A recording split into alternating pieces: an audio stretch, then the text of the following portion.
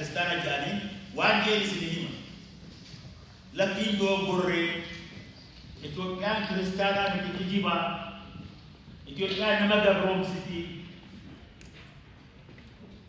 bijana mo turtu bijana man nagantu moto ni Ethiopia da gabar kumata ma lakaw qabani absu qabani sirna garke gabbari malkanya jansan sakadar bija kasiti bija qati biti je Eropa amansise fe Ethiopia warane de sabsi ganna shan gafa mazoloni tufu gala Ethiopia mul wangu de beitani akkuma him achitu badetti sirna gabrumma hera dal labse balles slavery was abolished there. Sangkopami sirna malkanya sirna ite kesa ju ka amar itu orang bukan roti kan kabadi dari sini bila nama tusan era tiga panis sangkopami afan orang di region akan berkaya karena sangkesa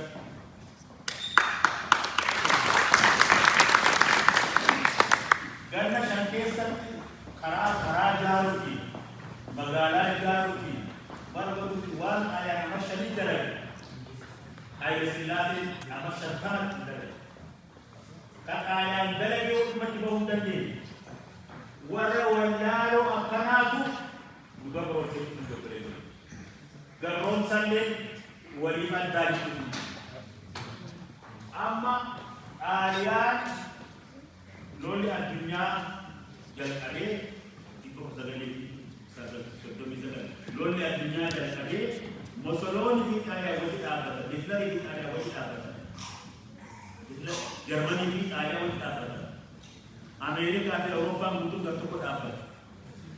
Amma Ingiliiztu Itoophiyaa keessa karaa keenyaa ibsitee Xaaliyaan waraanee baasee Haile Sillaasee deebise.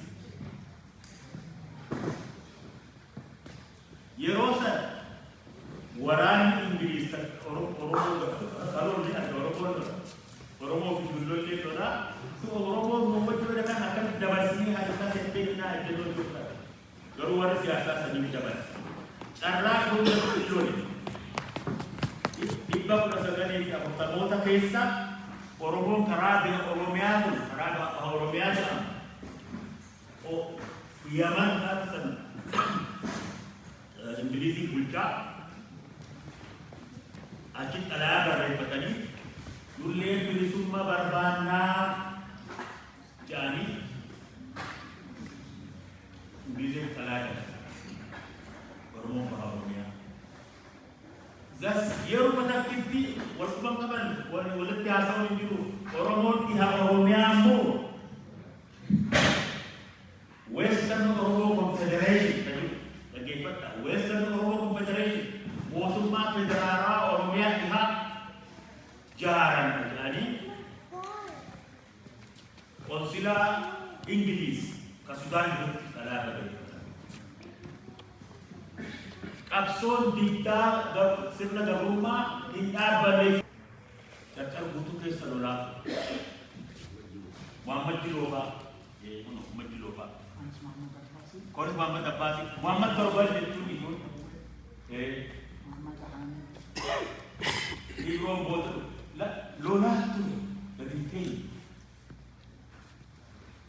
karaa baarii waaqa guutuufaan yaadamoos jalqabanii bilisummaaf lolaatu turan. So wanni kun jiru finciloonni bakka deemaa ture kun diddaa gabrummaa. Maccaa Tuulamaa dhaabbanni jedhamu dhaabbatee ammas jaatamoota keessa waggaa waaqa guutuufaan baalee lolan warri Finfinneetti immoo warri baratee warri waraana mootummaa keessa wantoonni mootummaa Haile Sillaaseedhaaf waldee Maccaa Tuulamaatu ijaaratanii Oromoo guutuu sossoosu jira.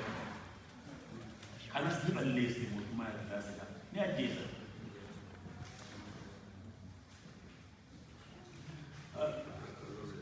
Afran sochii afran qalloota aadaa ni beekna. So Oromoon bakka hunda lolaan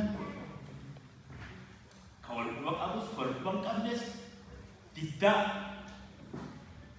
gabrummaadha agarsiisaa hundatu guyyaa hunda hunda tokko keessaa fakkii ibsinee kaasa garuu Oromoon gaafa ABO'n dhaabbatu bara 1976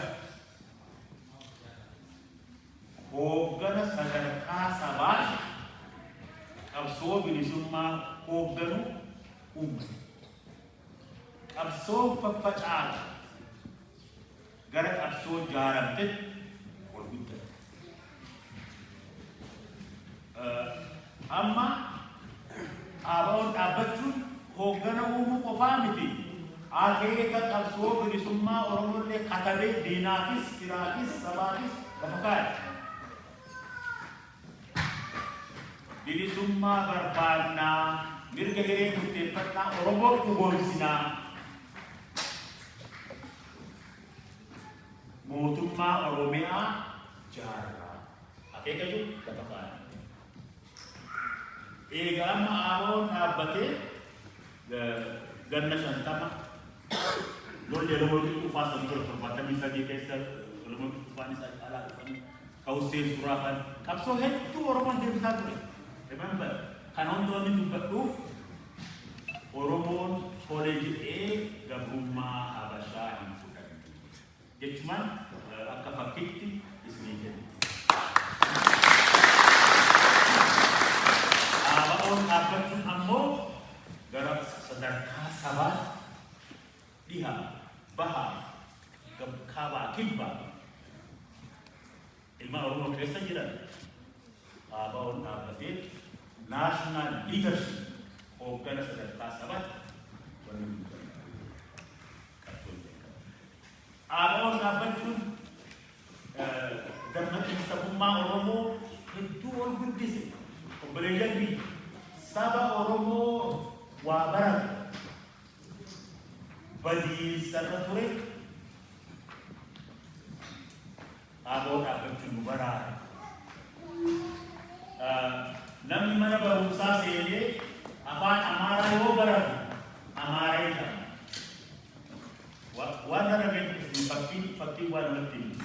Hiriyoota wajjin baratuun qaba ture gaafa turii barumsaa sadarkaa tokkoffaa hanga jahaatti baratu machaara. Hiriyoonni wajjin baratu ijoollee Amaaraa.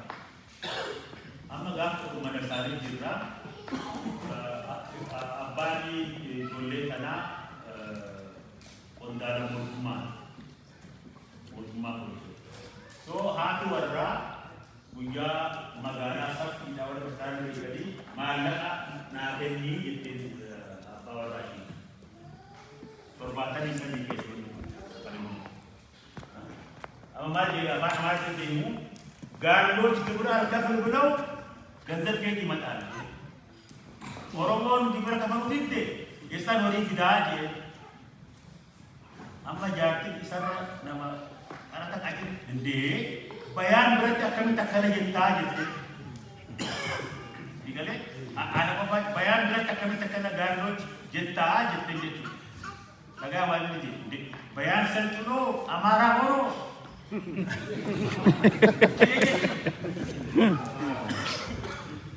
Nana, anamma mana barumsaa seenu qalaqale afaan Amaaraa barachuun Amaaraa na godhe akkas ture akeeki mootummaa Sillaaseedha saba biyya san guutuu Amaaraa gochuurra deemaa ture. Sagantaa baafatanii siifa himaa namichi tokko Faransaayii baratee Sillaasee gorsu barreeffamaan fakkaata. Oromootaan gabroomsus nu rakkisa hedduudha. Fixuus nu rakkisa. Filmaa sadii qaba.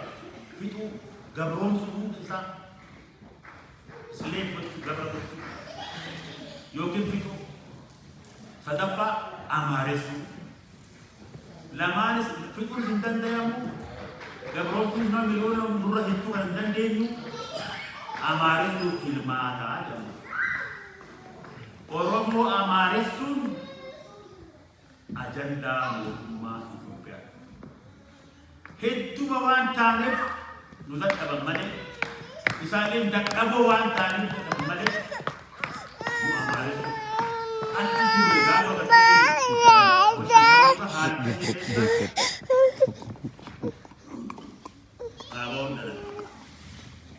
amma namicha gartee bayaan shaltuma amaaraa horuun aan jiru kun liifan ima abbaan kee mara san dhabuun dhaagan namatti hundinni sabboo duuban dhaagan abbaan kee ilaalee aboo maal walootanii ijoollee abalootiin namni lakki waliin lollee ba isaatu akkana jedhee jedha namicha yaanii gaallaan isaanii gaalla siin ja'anaan jee namicha akkana jeesunu nama ofii salaxxanee Oromoo salaxxanee ana maala ta'e finjoo'e Oromoo haala akkasii keessa turre Aboo dhalatee har'a yoo xiqqaa namni an Oromoo jedha Oromoo ta'e ana maala sabboonummaa Oromoo guddaa sababa diinsaaf shalagame santu dandamate kule jirti jaaboo dhaabbatu isaati qabsootu badiinsarraa nu hambise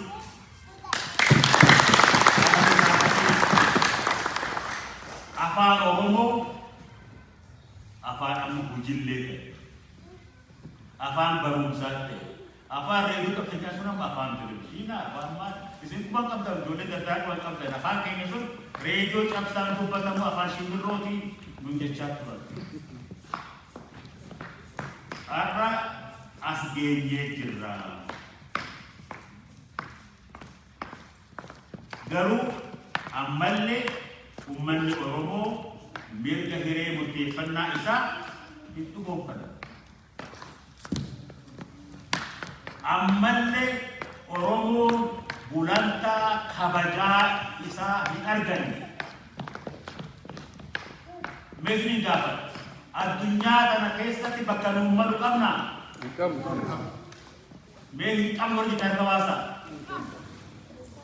fayyaadhaa galatooma ni qabna jecha way jirtu laala akkatti walii galaa jiru ammallee Oromoon gulantaa nuun malu darba hin qabnu wanda wal yaadachiisu kan sinuti eenyu obboleeyyan keenya dandeenya hoggaa nuti eenyu keenya barre